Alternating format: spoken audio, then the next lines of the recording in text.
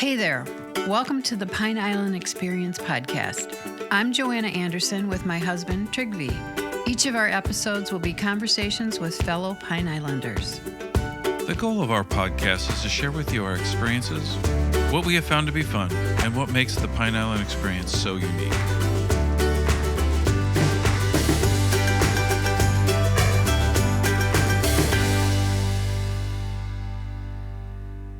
And so butterflies really got me so excited to live on this island. It's an agricultural island. Everything grows and it's just so beautiful. Then I started taking videos because I was just so fascinated and new with all of this. And so unedited, just threw some videos up there. And it was funny. You'd go to Froggies and all kinds of people. I saw your video.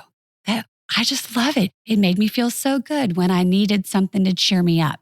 And then next thing you know, so-and-so wants to know how to buy milkweed. And I didn't know what I was doing. And so then you meet somebody on the island. Oh, I used to have a butterfly garden. Oh, I used to do this. I have a friend. Oh, this is an expert. And so I started meeting all of these people that had so much more knowledge than I did. And they mentored me through it. While I, the blind leading the blind, I'm trying to mentor people who've never done this as well. And it ended up being really beautiful. This delightful person, Erica Overhulser Gehring, is a vocalist and studier of butterflies. In other words, a lepidopterist. She's excited to live on Pine Island, surrounding herself with plants and butterflies and meeting others who also love them. She places beautiful and entertaining videos of butterflies on her Facebook page and enjoys mentoring others on how to attract these gorgeous creatures. And now, here is Erica. We have Erica Gehring in the house. So excited. We have lots of things to talk about. Thank you for joining us. Well, thank you for having me. I'm really excited to be here and I love your podcast. Oh, thank you. Well, we always start in the very beginning. We want to know where you're from, where you were born, where you grew up, where you went to school. And then we end it with kind of like, how'd you get here? Can you fill us in? Absolutely. Well, I was born in northern Indiana, but I grew up in Chattanooga. This is my third time living in Lee County, but I just spent the last 25 years in Atlanta. And then where'd you go to school? You went to school in Atlanta or all those places? I went to 8 schools before I was in 8th grade. So, my parents loved the saying, not all who wander are lost. And so they have always been free spirits and we have always moved and just thought of it as a grand adventure. And Pine Island has been the best adventure of all so far. So I have to ask, I spent from 3rd grade on in Muncie, Indiana. So when you say northern Indiana, whereabouts? Elkhart. Yeah, Elkhart, Indiana. I was born in Elkhart General Hospital, as was my mom and my dad and my brother. The best part about Indiana is that it made me really love the South even more. Well, my husband actually grew up in southern Indiana. He's from he was born in Texas, but he grew up in Vincennes. Yes. Yeah. Okay, right along the river there. Yeah, and then he went to a summer camp his whole life in Brown County, Indiana. I went to a summer camp in Brown County. Really? Well. Camp Pawlowopec is his camp. Well, that was a beautiful area. They had more than one camp, but isn't that funny? It is. It's a small world. Well, before we get into butterflies, let's talk about your vocal career since it's your current career. Can you tell us, when did you start? When did you know you wanted to be a vocalist? I actually didn't know I wanted to be a vocalist and I didn't know I could sing. So this is one of those hand of God stories. Kind of funny. Broke my hand and it was right at the beginning of my freshman year of high school. So they kicked me out of PE class. And so, how it messes up your schedule. And so you have to choose something else to do. And so the choices were study hall, womp womp, or concert chorus. And I thought, well, that's way more social. So you go to concert chorus and in order to get placed, you have to audition. And so Mr. Richard Dick, that was our choir teacher's name, lovely man. And he started playing Blue Moon. So he said, sing after me, Blue Moon. And so I sang and he paused and he said, well, I've never said this before, but I really think you should take voice lessons. And I thought, well, golly gee willikers, I really must be awful. And he saw the look on my face and he said, no, I'd in a good way. I've never told anybody to do that. And so I guess the rest is history. So, I took voice lessons and ended up being in their show choir and had some solos and, did some pageants and things like that and would, do really well and win those competitions. And I don't know. And so here I am. So that's why it was good that you broke your hand, right? Well, sometimes breaking your hand is God's way of saying, can you please look over here? I have something else for you. So if you think back, were you also like maybe singing in church? A lot of people start there. Or like, did you start the early like garage band like a lot of teenagers do, like hooking up with some friends? Well, I don't quite have that Joan Jett thing going on. I don't know that's where I'm placed. But yes, I absolutely sang in church. And when we were in Atlanta, we were part of this amazing Catholic church. And at the time I was having chronic laryngitis. So I wasn't singing at all. So I picked up my flute, which I played the flute since I was in second grade. And so I thought, well, if I can't sing, my flute can. And then as the laryngitis and my health issues got better, one day they were taking auditions and I said, hey, do you mind if I audition for the solo? And so I actually recorded it at home, just a cappella, and I sent it to the choir director and he thought I was pulling his leg. He was like, is this really you? The one playing the flute over there? And he said, you're going to have to come and sing for me in person. And again, the rest is history. So have you done solo performances or invariably as part of a group or a little bit of both? A little bit of both. I ended up, this is kind of funny too, our parish was very large. And so we had a lot of funerals. And so I ended up being a funeral singer. And it was one of my I know, right? I'm trying to think of the songs. It was usually a request from the family, something that meant something special to them. And then there was, some things that were just part of a funeral service that were, but it meant so much to me. And it was, I love God. I love serving him. And, I feel like my voice is a gift from him. And so it was just a blessing, because when people are in a church for a funeral, sometimes they've never missed a Sunday, but sometimes it's that relative that hasn't been there for years. And everybody has a, kind of a wounded spirit in that moment. And it's just such an honor to be able to perform whatever song. The funniest song I was ever asked to sing at a funeral was "The Party's Over." The party's over. It's time to call it a day. And I'm like, you can't be serious. You're pulling my leg. And nope, indeed, it was his favorite song. And the whole family was crying while we were, Well, I imagine a lot of people are crying when you're singing too. I mean, that just makes it so emotional. It is. But I've done weddings. We've done fundraisers. We did, the big convocation and, thousands of people. And I came from a Baptist background and I love all the kind of gospel music. I love the old hymns.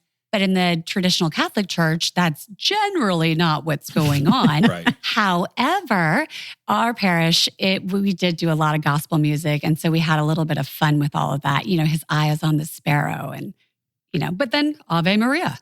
You mentioned being in Lee County 3 times. What originally got you to Lee County? And is that part of discovering Pine Island then? So how do people find this island that seemingly nobody seems to know about till you trip across it? Sometimes I wonder, did we find the island or did the island find us, right? So my father's father and his brother, so my grandfather and great uncle, they always owned property, Fort Myers Beach and that kind of thing. So as a child, we were always vacationing down here. And so then in the early 80s, having a fun adventure, we all moved down here as a family and then moved back to Chattanooga. Well, we moved up to Chattanooga. And then, we moved back down again in the early 90s. And then my parents went up to Indiana again. And then I went up to Atlanta. And then my parents moved back down here, I think at the end of 2019. And as they were looking for real estate, because we have these maps now, and they were trying to go to the Cape, weren't finding anything. And then on their search, Pine Island came up. Well, again, the rest is history. They fell in love with it. We didn't even know Pine Island existed when we lived on Fort Myers Beach. Isn't that silly? Mm-hmm. So so we came down here on a family vacation just to visit Grandma and Grandpa. I had 2 girls in high school at the time. And the island just called to us. I didn't know places like Pine Island even existed anymore. And so, you see a couple of dolphins in the canal and you see that sunset one more time. My husband had always wanted to live in Florida. I thought I would never live here again because Atlanta was fantastic. Still is.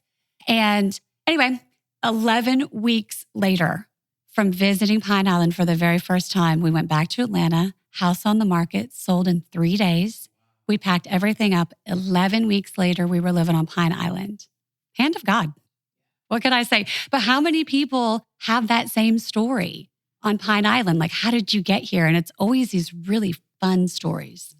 Well, it's also kind of interesting. I think we all fall victim to, you go to some place on vacation, you say, this is absolutely beautiful. I love it here.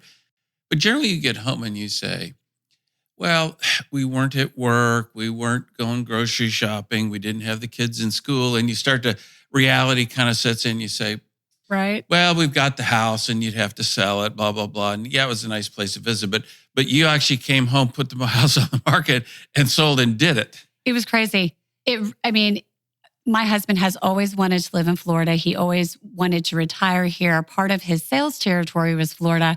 And so in those cold, long winter months up north, when we didn't have anything green, he would plan so many trips to Florida. He's a wise man. So he'd always wanted, I always said no. We loved our home in Georgia. We raised our kids there. And I don't know, God softened my heart. And I swore I would never leave and never say never. And I'm so glad we did. So you do 2 instruments, your voice and the flute. Any other instruments, or just have you focused on those? Well, I'm working on playing the piano, but I'm a solid 3rd grader when it comes to that. So that's just going to take I think that's a lifelong pursuit, right? It's always interesting because you look at some of these people and they'll sit down and they're at least competent to some level on like 4 to 5 instruments. And you're like, how talented. Yes. Because obviously they're each have their own unique thing to be in order to play them or create music on. Right, yeah. That's crazy. I am always so fascinated. And I just hope a little bit of that, good stuff can rub off on me. I watch pianists. I've listened to pianists my whole life. So it's kind of one of those goals. I turned 50 this year and I was like, okay, what are we doing? Well, let's do some of those things you always wanted to do. Would one of those things be butterflies and plants? I am so glad you're talking about butterflies. Yes. So for anyone listening who thinks I don't have a green thumb, I could never do it. Trust me, if I can do it, anybody can do it, especially here on Pine Island. And do you tell people you're a lepidopterist? Is that the name? Oh gosh, so you know more than I do. No, I Google. You Google. It wasn't on my radar. I had no idea it was incoming. And, after Ian, Ian was awful. And the rebuilding process was very long. And, trying to endure that kind of rebuilding kind of takes a toll on people. And so my husband had taken us on vacation and we came back and he said, gosh, isn't it great to be home? Well, I was looking around at all of the construction that was unfinished and all the destruction and everything that had been, gone. And I said to him, I don't know, it's not good to be home. I'd rather be back on vacation, back to what we were saying. And the look on my husband's face, he's just the nicest man. And I could see that I was breaking his heart by saying that I didn't want to keep doing the Pine Island rebuilding. And so in that moment, I knew I could not disappoint him. And so I asked God, I was like, listen, God, can you do something to soften my heart and make me want to be here again? And so it's one of those prayers you kind of like throw up there and you're like, did he even hear it? Is he ever going to? Okay, whatever. The very next day, I'm buying plants and a monarch butterfly flies right in my face. I knew instantly that go ahead and take this opportunity. And I said, okay, God, I know this is you. Wherever that butterfly lands, whatever plant it lands on, I guess I'm buying that plant for my yard. And I did. And it happened to be milkweed. And I ended up buying 18 of them, putting them all in my yard. And I was just, again, back to being a 3rd grader. I was just fascinated by the whole process and watching the eggs and then the caterpillars and the chrysalis. And then when they eclose and you have this, it was magical. And so butterflies really got me so excited to live on this island. It's an agricultural island. Everything grows and it's just so beautiful. And then I started taking videos because I was just so fascinated and new with all of this. And so unedited, just threw some videos up there. And it was funny. You'd go to Froggies and all kinds of people. I saw your video. Mm-hmm. I just love it. It made me feel so good when I needed something to cheer me up. And then next thing you know, so-and-so wants to know how to buy milkweed. And I didn't know what I was doing. And so, but then you meet somebody on the island. Oh, I used to have a butterfly garden. Oh, I used to do this. I have a friend. Oh, this is an expert. And so I started meeting all of these people that had so much more knowledge than I did. And they mentored me through it. While I, the blind leading the blind, I'm trying to mentor people who've never done this as well. And it ended up being really beautiful. Your videos are beautiful. The colors, the different butterflies. But I love listening to you because you're talking to the butterflies. You're arguing with the butterflies. You're talking to the plants. It's fun. It's fun to listen to you and watch the butterflies flying around. Thank you. Yes, no, I talked to them. They haven't talked back yet, but someday, maybe. Well, you're trying to reason with. I think you were arguing about an orange, which was really a yellow-looking butterfly, but it's named orange, or the other way around. It was called.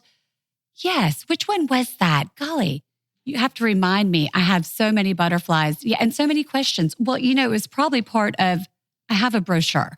So as I was starting, large orange. I'm looking at the photo right here. Yep. If only you guys could see it. This thing is not orange. It is mustard yellow at best. So truth in advertising. I was like, who had too many martinis at lunch and came up with that name? Yeah. Well, you were arguing and said you're not orange, but we'll call you large orange. So that was really good. So as a husband, I have to ask, so you're out shopping, you see the butterfly, and you bring 18 plants home. How did that go over, or was that okay because it said, I want to be here? Well, remember, at this point, my husband was ready to do anything to keep his wife happy. You've heard happy wife, happy life.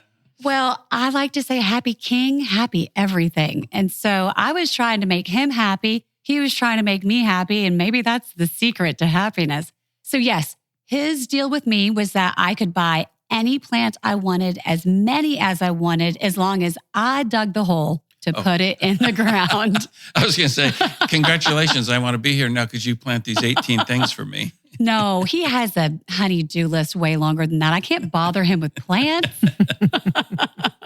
Now, you had a greenhouse, right, until the last hurricane? I did. Well, again, my sweet husband bought me a greenhouse, and it was beautiful, and it was full, and it got stolen by Milton. But instead of doing the greenhouse, we decided we're just going to re-landscape the yard because Milton also gave us that ability. Thanks, Milton. So we had a lot of space to cover. And so instead of putting a lot of it in the greenhouse, we're just putting it right in the ground. And you know what? The plants are doing better.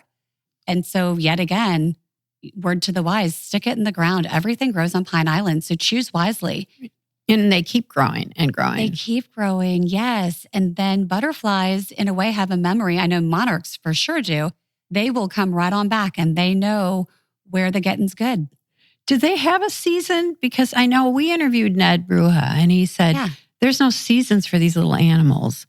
They have babies all year round. They do. So do the monarchs lay eggs all year round? Or I have so many questions as well. So that was one of the questions I asked ChatGPT. And I said, listen, help me out. What's happening here? So the monarchs do a migration. They do migrate through Southwest Florida, but some stick around. This is again, I'm just trying to learn as we go. So if anybody knows more than I do, I need all the help I can get. Yes, but the other ones do stay. And then I was also researching because of all the cold snaps we've had lately, what is the temperature they can survive in caterpillars versus butterflies. But, butterfly lifespans are actually very short, minus the monarch. The monarch can live something crazy if they are the migratory season and they are flying, they can live more than 6 months. Really? Yes. I mean, one of the searches said 8 to 9 months, which I'm like, I don't know, that's kind of stretching it a little bit. But usually it's, just 2 weeks. So that's why it's really important to have, the host plant versus the nectar plant and all of that kind of thing. Yeah. So host plant is the actual plant that the female butterfly lays her eggs. Okay. That egg will become the caterpillar, and the caterpillar chews only that specific leaf. So each butterfly, so the monarch only will eat milkweed. Then Let's see. The Gulf fritillary wants the passion vine. That's also the zebra. Those are gorgeous. Black swallowtail wants the Dutchman's pipe vine. Sulfur butterflies, they want that senna alata, known as emperor's candlestick. And then, of course, dun, dun, dun, the Atala butterfly loves the Kunti plant, which is native to Southwest Florida. And the Kunti plant, the Zamia floridana, the scientific name, it's actually one of the world's oldest living plants. So you mentioned the female laying the eggs and stuff. Is that then the process and the egg matures and it comes out? I mean, is there fertilization as well like there are in other species? Or is a female just laying eggs and that process kicks off then? I also researched that, and I do believe that the egg is fertilized before it is laid on the leaf. And they almost have like a sticky little substance. And then different butterflies lay their eggs in different patterns. So the monarch, the Gulf fritillary, and the sulfur will lay a single egg at a time. But then you get into the black swallowtail, the Atalas, they will lay clusters of eggs. So even the caterpillars have different behaviors, whether they are, when they're very brand new and they're chewing and they're eating, they stay in like, mass, like a colony. But then the monarch, solo on its own, that one little caterpillar can roam around anywhere it wants. And then the color of the eggs, the shape of the eggs, the color of the caterpillar, all varies. And it's really fun. So the sulfur butterfly, the yellow butterflies that lay their eggs on the senna alata, the caterpillar is the same color as the flower that blooms on that plant. So it's a camouflage and it's really cool. But then you get like the Atala butterfly is this weird brown, orangey, weird color on this bright green leaf. So I can't make rhyme or reason of it. And the other interesting thing is that if you let the caterpillars chew down that host plant will grow back better than ever. It's almost like God had a plan. So weird. They really are, I don't want to say durable, but it's hard to kill them. For something so delicate, yeah. And you can transplant them, no problem. Yeah. Overwater them, no problem. Not water them, no problem. I know. Direct They're sun, brilliant. No problem. Yeah. A little bit of shade. That's cool. So everyone has a green thumb when it comes to milkweed, I think. Especially on Pine Island. Yes. So if you need a little confidence booster, can you grow a plant? Yes, you can. Stick it in the ground on Pine Island and you'll be just fine. And they'll multiply. They will multiply almost like to your neighbor. Right. Yes. We have had, my husband does have to draw the line every now and then. We did have the senna alata emperor's candlestick. It started out like, cute little 2-foot bush. Ended up being over 10 feet, couldn't walk through the front walkway anymore. And so when Milton came around, my husband was like, thank you, Milton. I didn't know how I was going to get my wife to chop down this butterfly plant. Are there butterflies that are unique to here or certain species you find here compared to, say, if you lived in another part of the country, or like with the migratory nature, do you get kind of a mix? Well, I'm still learning. I know around here, we have the monarch. We've all seen that. The Gulf fritillary, the zebra, black swallowtail, sulfur, white peacock, mangrove skipper. But one butterfly we do not have in Southwest Florida. And if we do, someone please correct me because I would love to be wrong. It is called the blue morpho, and that is in Costa Rica. And that's the one that, if you type in on your Apple phone and you say the word butterfly and it gives you an emoji, it's that blue butterfly. That's it. And it's huge and it's iridescent and it's just fantastic. I do not believe we have those here outside of, a specialty, butterfly museum or habitat. Yeah, like in Key West, they might have it in that big they butterfly. Probably do. Yeah. Maybe I should try to do some kind of alliance and see if Key West wants to share some of their treasures with Pine Island. There's no reason Pine Island couldn't be the butterfly capital of Florida. Absolutely. Well, didn't they have like fruit setting out in that museum or something? What was that for? Was that for the butterflies or? Yes. I was so afraid we were going to step on a butterfly. I mean, you're just so careful. I know, right? They had orchids everywhere. And it was like a hothouse or something. Yeah, we kept going back to it. Of course. Yes. Yeah, they put the fruit out because that sweet nectar So instead of having flowers that are blue, because the flowers need super bright sunshine. So if you're in an enclosure and you want to keep the butterflies enclosed, you're not going to be able to get your bright sunshine to give you your nectar flowers. So they do sweet fruits. And then that also gives the tourist a way to interact with the butterflies because then, obviously. So how long does maybe you can't generalize, but you mentioned the butterfly lasts about 2 weeks. Is there, how long is a caterpillar stage? How long do they do that eating period? So yes, I know a monarch caterpillar, they are a caterpillar for about 10 to 14 days. And they start out smaller than a grain of rice and they end up, a couple inches long. I call them fatter pillars. Yeah, they are fat. Yes, they are fatter pillars. And they eat, oh my heavens, do they eat. And then they will become a chrysalis, which is, some people call it a cocoon. It's actually a chrysalis. And that is about 10 to 14 days. And they will attach themselves in almost like a spider web way to the underside of a leaf and sometimes not even on the milkweed. It's almost if they know their friends are going to eat that leaf out from under them. So they go to a different plant a lot of times so that they're more secure, so they aren't going to be eaten out of house and home. And then they hang out for 10 to 14 days. And then when they actually, people say hatch, I believe the word is eclose. So that is when they actually come out of the chrysalis. They're wet and they hang upside down and they actually pump their abdomen to get the moisture out so their wings can dry. Right. And when you have a greenhouse, it is really cool because you can sit and watch that process. They almost look like a wasp when they're coming out because their wings are crumpled and wet. And then they dry out, they hang out for a few hours, and they are ready to fly. That's when they're most vulnerable. I think I read when they're wet and they can't fly. I could see that. But it doesn't last very long. No, it doesn't. It's a really... Start pumping. Yeah, they are.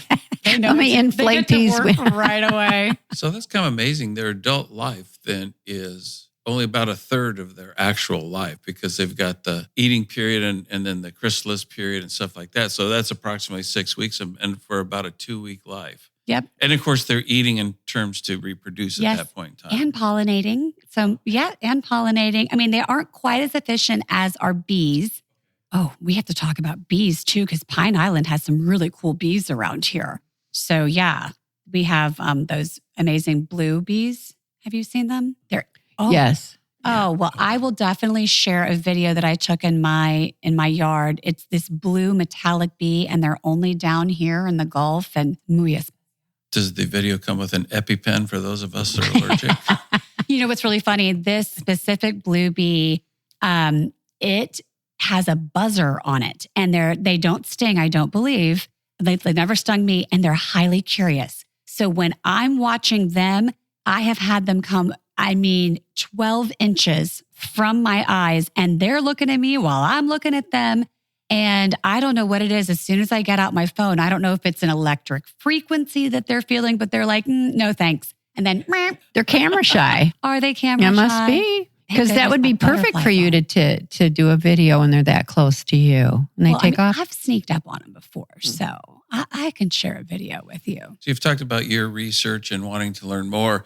If somebody is interested, and maybe off the top of my head, this is unfair, but places that they can go, other than a generic Google something. Right. Are there any resources off the top of your head you can think about that might help some? You mentioned milkweed plants for the monarchs and stuff, but more detailed information. Well, the first thing would be to see what kind of butterfly you'd like to attract to your yard, and then research what is their host plant.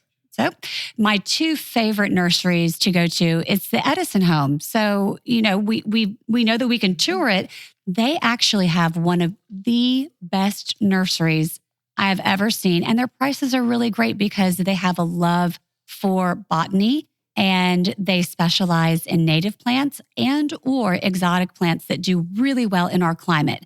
And if you go there during the week, they have such an incredible staff, beautiful inventory. So they're going to be able to sell you that host plant, whether it is, they don't have a lot of milkweed. Milkweed we're going to find in our big box stores. They kind of specialize in more of the exotic plants. So the giant milkweed, the hairy balls milkweed, which are still host, but I know. I should have called it by its proper name, the Gomphocarpus physocarpus, but it's a hairy balls milkweed. It has this really almost like a tennis ball seed pod and with like little hairs on it. It's fascinating. And the ladies love to lay their eggs on that. So if you want the swallowtail, you're going to get the Dutchman's pipevine. Beautiful, grows in the shade, really exotic flowers on it. So yeah, when you go to the nursery, you can always ask the attendants, what plant can I get that's a butterfly host plant? Mm-hmm. And then beyond the host plant, of course, you want to have your nectar plants. You can get those at big box stores, or you can get them at the Edison Nursery. And so they love pentas, they love the vincas. Maybe you want to do a sweet almond bush that smells delicious. So there's so many different things that you can get. And usually if you ask the local nursery, they're really going to tell you. And then they're going to ask you, is this going to be sun? Is this going to be shade? Mm-hmm. And so I think start simple, but the easiest way is obviously the milkweed. And then once you learn that you love butterflies, it's so easy to expand upon that. Did I answer your question? Was that? Yeah, no, that's great. Yeah. Okay, good. Oh, but the second nursery is called All Native Nursery. And they don't have all of the big showy tropical woo-woo flower plants, but they sell a lot of kuntis. Right now, the kuntis are covered with Atala butterflies and caterpillars and eggs. And the Atala was almost endangered, and it's not anymore. So every time that you buy a butterfly host plant, you are not bringing joy and beauty to yourself, you're helping our environment, and you're helping the species. Well, I read Winston Churchill, of all people, loved butterflies. He was afraid they'd be extinct in England. So he started raising butterflies. Yeah, there's been a huge push of awareness, specifically the monarch, because the migration, people were noticing how that was diminishing.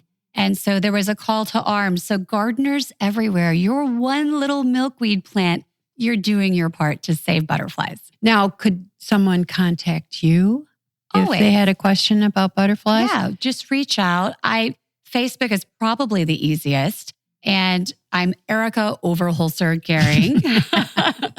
Yeah, and you can always send me a friend request. And if I see we have a lot of friends in common, there's usually not a problem. Yeah, I'll accept the request. Yeah. We'll tag your Facebook. Perfect. We should probably throw in how to book you too, in case somebody might want to do that. Oh, yes.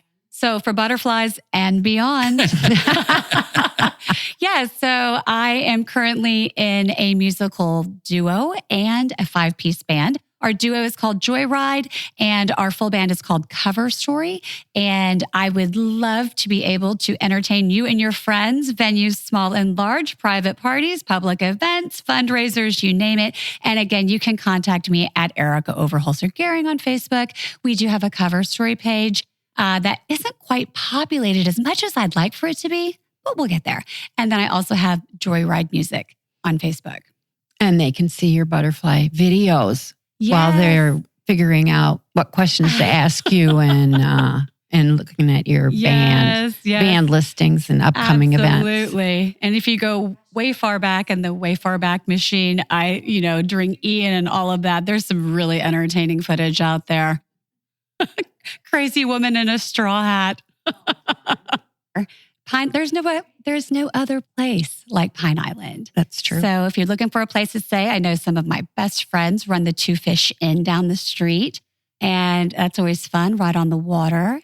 And, we play at Froggy's, we play at Street Eats, but there's so many great places. I know Tiki's got great live music, and there's Eagle's Nest and Kickstands. We've got so many places. I hope everybody just comes and enjoys it with us.